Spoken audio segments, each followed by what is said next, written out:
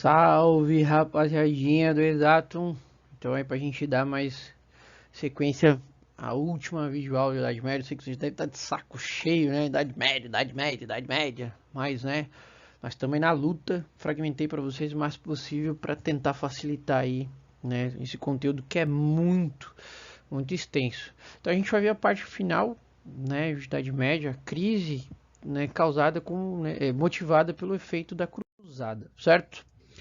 Então, dando sequência com vocês, a gente vai perceber o renascimento do comércio. Lembre que lá na Quarta Cruzada eu havia mencionado com vocês sobre o Henrique D'Andro retomar o mar Mediterrâneo. Então, isso vai acabar consequentemente trazendo um benefício para a burguesia, certo? Burguesia aí. Igreja tem benefício, igreja sai vitoriosa? Não, porque, né, ou seja, com o discurso que a igreja tinha prometido de que os indivíduos conquistariam a terra prometida, cisma do Oriente, nada aconteceu, ou seja, a igreja passa a ter descrédito, né? Os nobres, os servos, os artesãos começam então a perceber que aquela imagem que a igreja tinha de tão consolidada, tão poderosa, começa agora nesse momento a ser questionada, começa a ser duvidada, certo? A nobreza que investiu nas cruzadas, ela começa então nesse momento a sofrer, né, um prejuízo, porque ela investiu com a esperança de que fosse conquistar territórios no Oriente, sem sucesso, porque aqueles cavaleiros medievais que conquistaram as terras no Oriente, eles vão ficar com a terra para eles. Eles não vão entregar as terras para os reis e muito menos para os nobres, eles vão ficar lá. Então alguns cavaleiros decidiram não voltar para o lado ocidental e viver uma vida de nobreza, né, de uma aristocracia feudal, né, uma aristocracia agrária lá no Oriente. Então a gente percebe esses conflitos aí nesse momento. O que falar então de artesãos, né, ou seja, servos, que tiveram que abandonar suas atividades comuns para lutar em nome da igreja? Né? Esses indivíduos abandonam o seu trabalho, as suas dívidas que tinham acumulam, os poucos que voltam, voltam com uma dívida astronômica e aqueles que não regressam ao lar acabam tendo problemas, né? Porque as suas famílias vão herdar essas dívidas. Então a gente vai começar a perceber uma sociedade medieval bastante, né, problemática. Quem se dá bem? A burguesia. Ela retoma as rotas comerciais pelo mar Mediterrâneo, expande as rotas fluviais, né, e as rotas terrestres, destaque aí, né, para a região dos Países Baixos, ali, o que hoje a gente chama de Holanda e Bélgica, com um grande destaque, não é, ou seja, de rota fluvial e terrestre. Tanto que outro lugar que a gente vai falar aí é a questão da Suíça, né, no centro da Europa, sendo uma rota terrestre também de conexões, né, ou seja, de caravanas comerciantes. E aí o que a burguesia vai fazer? Se o comércio vai funcionar a plenos vapores, né, ou seja, de Europa, África e Ásia nesse momento, precisa ter um material, né, o escambo já não é mais suficiente, precisa ter um material que representa esse comércio, a facilidade, as moedas. Então passam a surgir agora nesse momento as moedas, né? E como exemplificação essa restauração das moedas, por que a gente está falando na Europa de restauração da moeda? Porque ela existe lá no Império Romano. Né? No início da Idade Média ela deixa de existir, mas retoma-se agora no final da Idade Média. Por isso que a gente chama de renascimento comercial e urbano. Né? Porque urbano começa então a ser formados agora cidades exclusivamente e especificamente por comércio. Aquelas feiras que aconteciam no feudo já não são mais necessárias. Né? O comércio se torna tão atrativo, tão necessário, que nós teremos então grupos, ou seja, ligas barra e ranças que vocês estão vendo aí, né, ou seja, praticamente no último tópico aqui, certo? Marcando um xizinho para vocês. Então esse núcleo de, ou seja, burgueses vão fundar, né, cidades mais cidades. O artesanato também passa a ganhar uma importância agora nesse momento, porque se o comércio está fluindo, né, precisa então nesse momento de mais material artesanal. Então aí a gente começa a ter o que são chamados as corporações de ofício. No primeiro momento, essas corporações de ofício, ou seja, todo esse trabalho de jornadas artesanais, eram controlados pela igreja. Mas como, né, ou seja, nós teremos uma forte influência da própria burguesia com o comércio, a burguesia, né, além de tomar o comércio, agora ela vai tomar também a produção artesanal. Ponto para vocês. Né? Observação: a burguesia está tomando agora, né, ou seja, a influência nos meios de produção artesanais. Daqui a alguns séculos ela vai evoluir isso porque vocês verão de chamada revolução industrial. Olha como, né, a produção artesanal está conciliada com o artesanato. para vender produto artesanato, precisa controlar essa produção também. Então a gente vai ter uma burguesia se especializando no comércio, se especializando na produção artesanal e também no cambismo monetário. Né? Então a gente tem um exemplo disso porque os primeiros indivíduos cambistas ficavam sentados em bancos com várias moedas, trocando essas moedas, né? E tirando uma porcentagem para si.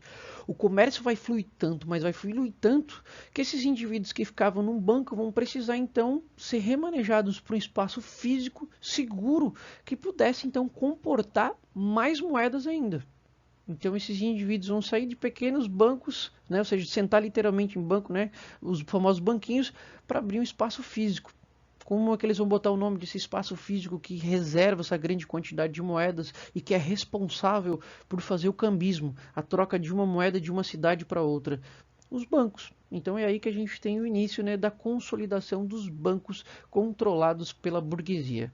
Resumindo, né, de modo geral, as cruzadas foram um fracasso total, menos para a burguesia. A burguesia sai vitoriosa economicamente aí, ela, né, se dá muito bem. Algumas moedas para mostrar para vocês, uma moeda, né, ou seja, controlada, né, ou seja, nesse momento pelos muçulmanos, né, pelos árabes nesse momento. E aí depois aqui abaixo, né, onde vocês estão vendo aqui, vou marcar um xizinho aqui no meio, na meiuca, que é o florim, uma moeda burguesa controlada pela cidade de Florença, que mais ou menos ali por volta de 1300, dentro da Europa Ocidental, era considerada a moeda mais valiosa. Então a gente percebe, né, algumas mudanças, né? Com o fracasso das cruzadas, a igreja vai começar a perder gradualmente o seu poder, a sua influência em cima disso. A burguesia começa a criticar aquela sociedade estamental porque ela vai ter um acúmulo de capital muito grande.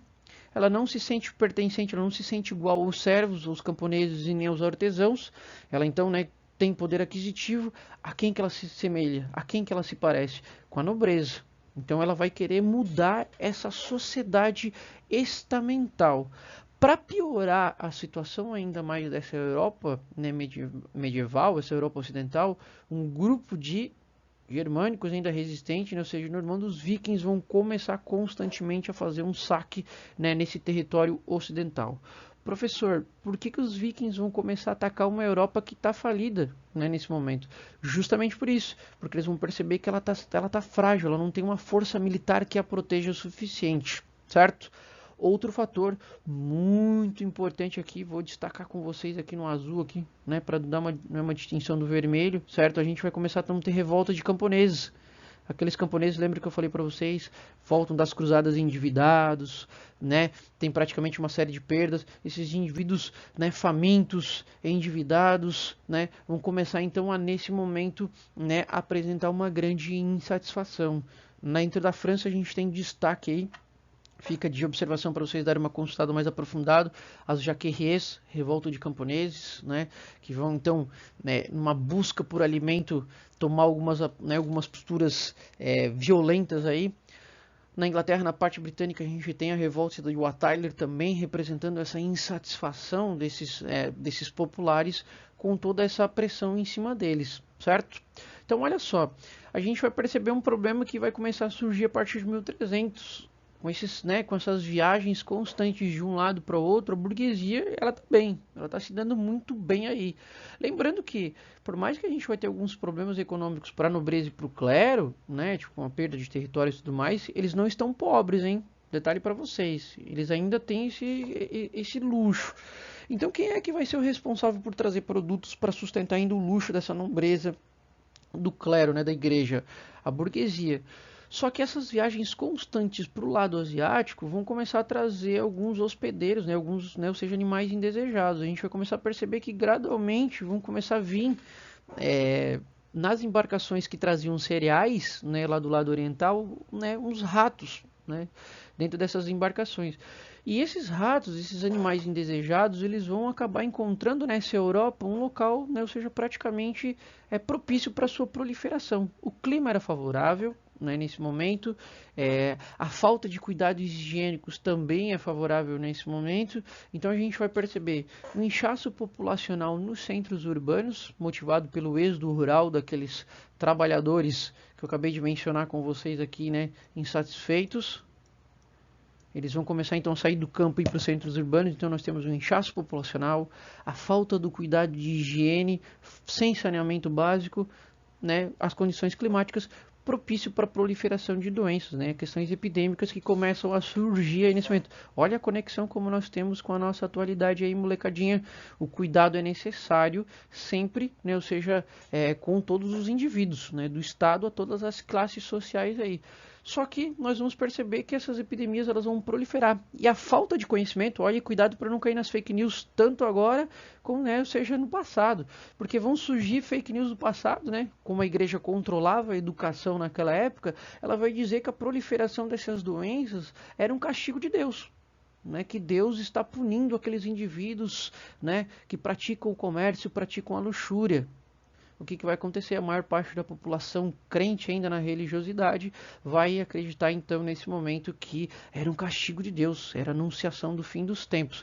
O que realmente é? Falta de higiene, falta de um conhecimento científico nesse momento, né? Então, com essa fake news, a falta dos conhecimentos, né, ou seja, dos cuidados, essas epidemias como a peste bubônica se proliferam. Né, a gente vai perceber então aí, né, a pulga que vinha alojado nesses ratos, né, começando então a se alastrar na Europa.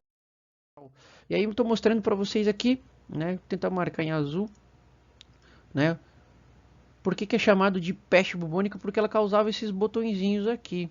Né, então ela atingia uma febre quando os indivíduos estavam então, né, altamente contaminados, eles acabavam consequentemente então atingindo uma febre de 40 graus. E essa, né, febre com altíssima temperatura causa alucinação. O que a molecada vai dizer quando essa pessoal estava então meio que fora do normal por causa da febre? Olha lá, está possuído pelo cão, o capiroto, é o castigo de Deus. Né? Então a gente vai perceber a falta de informações, os cuidados mínimos de higiene vão ser fatores fundamentais para a proliferação dessas doenças. Tanto que nós temos aí nesse momento, né, praticamente 1/3 da população europeia sendo dizimada somente pela peste bubônica. Lá juntamente, né, ou seja, no próprio Unimestre, eu vou colocar um videozinho para mostrar para vocês o impacto, né, ou seja, da redução drástica de mortes por causa da peste bubônica, certo? Então imagina, muita gente vai acabar falecendo aí por causa dessa peste bubônica, né, nesse momento, e isso vai acabar então trazendo crise econômica, né, porque vai morrer tanto comerciante, vai morrer tanto agente do clero, vai morrer tanto nobre, como principalmente os mais miseráveis vão acabar sendo os mais afetados. Então vai morrer muito camponês e vai morrer muito artesão, né, porque a nobreza, o clero e os reis vão conseguir se isolar. Né? Infelizmente, os trabalhadores, de modo geral, sem uma proteção devida, serão os mais vulneráveis nesse momento. Né? Olha aí como a gente tem uma pontualidade com, né, 2020, molecada. Com, né, o passado, às vezes, parece estar muito mais presente. Só para a gente fechar rapidinho aqui, tá uma fotografia, um desenho, né, ou seja, de um médico na época. Né, o odor, né, ou seja, por causa da falta de cuidado, de putrefação, levava esses indivíduos a ter então toda essa manta aqui como uma forma de proteção para não se infectar e até mesmo não sentir os maus cheirinhos aí causados por causa da peste bubônica e a falta de... Fica a dica para vocês aqui, né, inspirado nessa imagem aqui, nesse desenho, assistir um filme, né, chamado O Sétimo Selo. Ele vai trazer uma referência muito boa, bem bacana para vocês aí, de cruzada, cavaleirismo e a peste, né, ou seja, na Europa. Então, né, como uma atividade complementar, indico esse filme aí muito, mas muito bom para vocês assistirem, certo?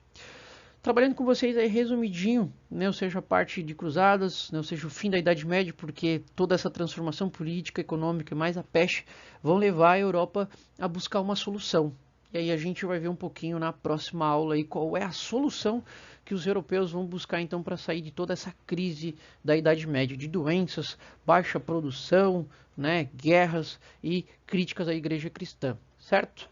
No mais, fecho aqui com vocês da Idade Média. Um forte abraço para vocês. Fiquem em casa, se cuidem, cuidem das pessoas que vocês amam aí, né? Porra, dá um likezão aí para nós aí, né? Propriamente não só nos vídeos, mas também do professor Samuca aí. Forte abração e até a próxima aula.